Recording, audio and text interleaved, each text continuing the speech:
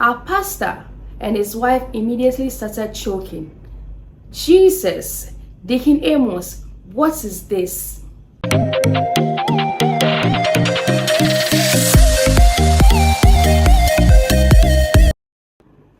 Hello everyone, it's story time with Naki.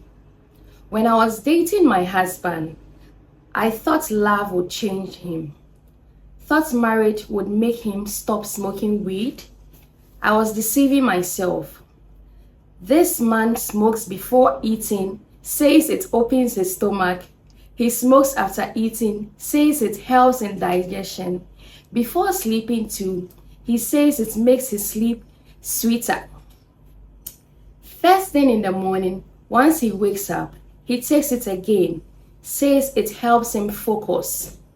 I'm tired, I can't even kiss him without getting high. His once soft pink lips that I used to admire are now darker than burnt plantain. His teeth, I can't even describe it again. He's just in his late 30s and he's looking like someone close to 50.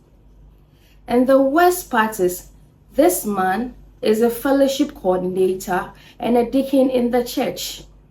I have begged, shouted, prayed, even threatened to report him to our pastor, and each time he will promise to stop, but he never does. Then one night, our pastor and his wife came visiting unannounced. We had just finished eating. My husband was inside enjoying his evening puff. When I rushed in to tell him, "Honey, Papa and Mama are here," this man looked at me from his cloud of smoke and said, "This woman, you no go let me rest?" I said, "I'm serious, oh, they are waiting." He took another drag and said, "Tell them to come inside." Okay, no problem. I went back to the living room, smiled sweetly and said, "Papa, Mama, he said you should come inside." They stood up and followed me. I gently opened the bedroom door and then boom! There was my husband, fellowship coordinator, deacon, seated like a prophet in a burning bush.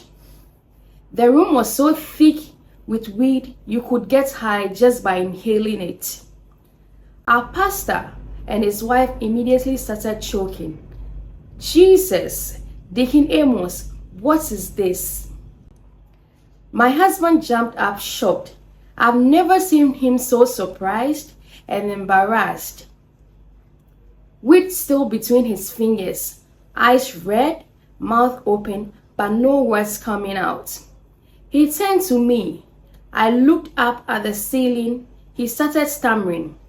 Our pastors didn't wait for an explanation. They immediately turned away and shook their head, whispered in tongues, and fled the house. That night, for the first time in our marriage, my husband beat me. Our neighbors had to rush in when they heard their children screaming.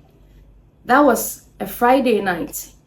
By Sunday morning, church service was moving normal until Pastor took the microphone and began preaching about how some church leaders are burning incense to unknown gods and living double lives.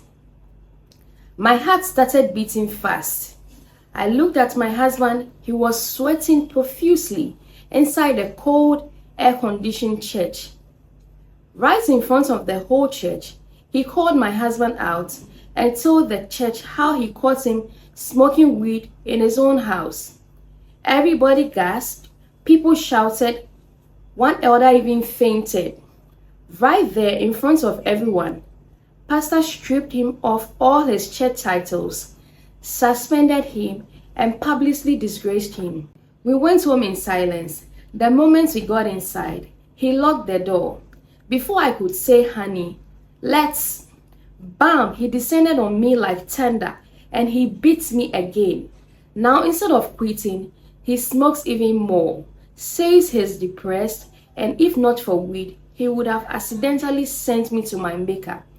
At this point, I am done. I can't be married to a stoner and a woman beater. But tell me, did I do anything wrong? Was it my fault? Guys, was it her fault? Don't forget to subscribe to my channel and share. Thank you for watching. Bye-bye.